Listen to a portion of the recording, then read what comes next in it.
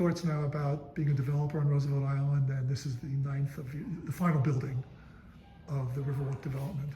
What are my thoughts? I mean, it's been a quarter century, so I've had a lot of thoughts through the years. I don't think when we started in 1997 we had any vision it would end up as beautifully as it has, with the types of buildings, with the success and variety we've had, building 9 different buildings. So we've developed everything from condominiums to rental housing to affordable housing to staff housing for the hospitals, and then of course we got involved with Cornell Tech and developing their residential tower. So it's been a fun run, and we feel very committed as Roosevelt Island stakeholders since we started, and we may have saved the best for last. Riverwalk Heights is the tallest building. Everything on the west side of Main Street is 16 stories, and this building is 28 stories. So it's got the best views, and you're filming me now in the rooftop lounge. And up here we have a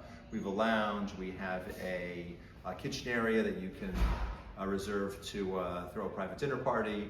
We have a co-working space and a VR room. So there's a lot of amenities up here. There's a lot of amenities down in the lower level, next to the lobby, including a half-court gym and fitness room, kids lounge. In fact, a friend of mine in real estate reached out to me last week saying, "Hey, I walked by the kids lounge. It looks amazing. Who designed it?" Because just from outside looking in, he really loved it. So we're very pleased with how this project came out, and it's always a pleasure to show people around.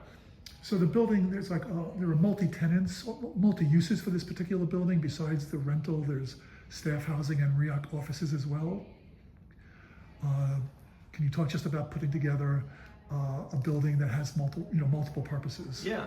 So the ground floor, we negotiated office space for REOC, and I forget what the backstory was, but part of it was, hey, come on, REOC, you could use some nice, classy, modern office space. Their old office space was pretty dumpy, and as long as we were building new buildings, it made sense that maybe we should negotiate something so that they would get a below market office rent, and we were happy to have some of the first floor go to REOC. So REOC has 2 levels at the base of the building, and I think they're moving in shortly. And then we also did our 4th transaction with Memorial Sloan Kettering.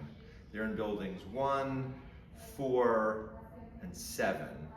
And they've always been a great partner of ours. They have a big housing need. You know, sadly, cancer is a growth industry, and Memorial Sloan Kettering Memorial fights cancer better than anybody, so that they have a lot of needs and a lot of employees.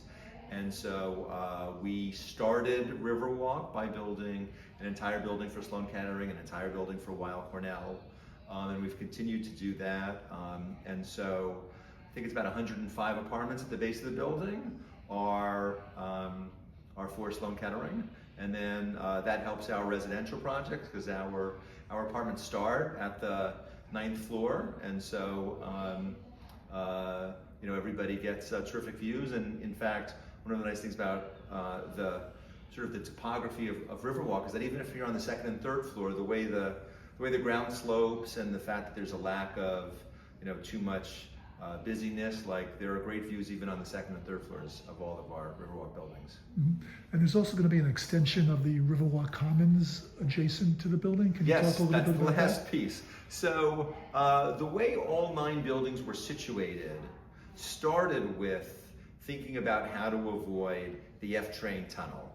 And you had a lot more complications and brain damage as a developer if you're building on top of the subway tunnel. You want to build away from the line of influence, which is a 45-degree angle from the bottom of the tunnel on back. So if you look at where we located Riverwalk Heights, Riverwalk Landing, and then the 2 buildings on the north side of the F train, Riverwalk Place and Riverwalk Park, it's all to avoid the line of influence. And so what do you do with that space?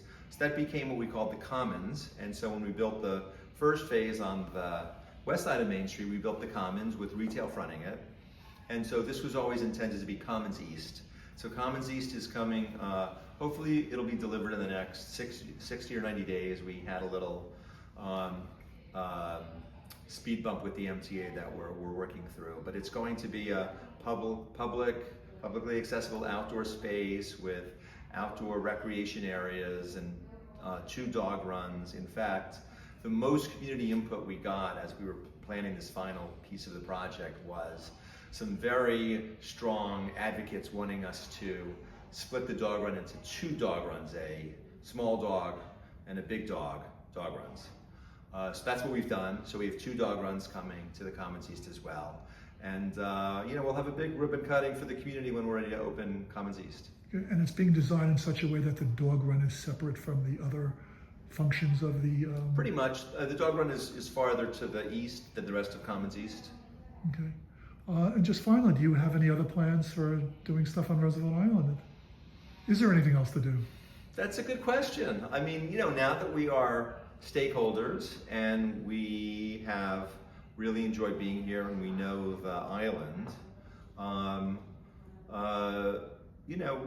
never say never. I mean, right now, the island is built out per the terms of the general development plan, which is the lease between the city and the state. So at this moment, the only way that Hudson Related may get involved is on a subsequent phase of Cornell Tech.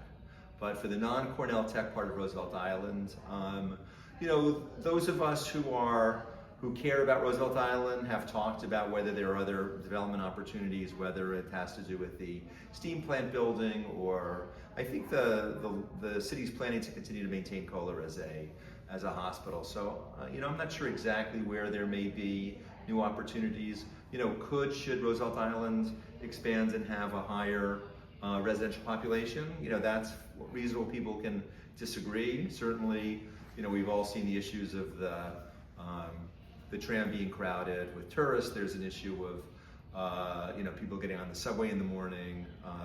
For the most part, the Cornell Tech students, when they arrived, are a little counter-cyclical to the work day, so the Cornell Tech students are not jockeying for position on the platform to get on the F train at 8:30 in the morning. So you'd have to think through those issues.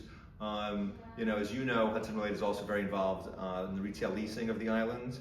With the exception of Westview, we operate all the other retail on the island. So from the retailer's perspective, the island could certainly use more foot traffic.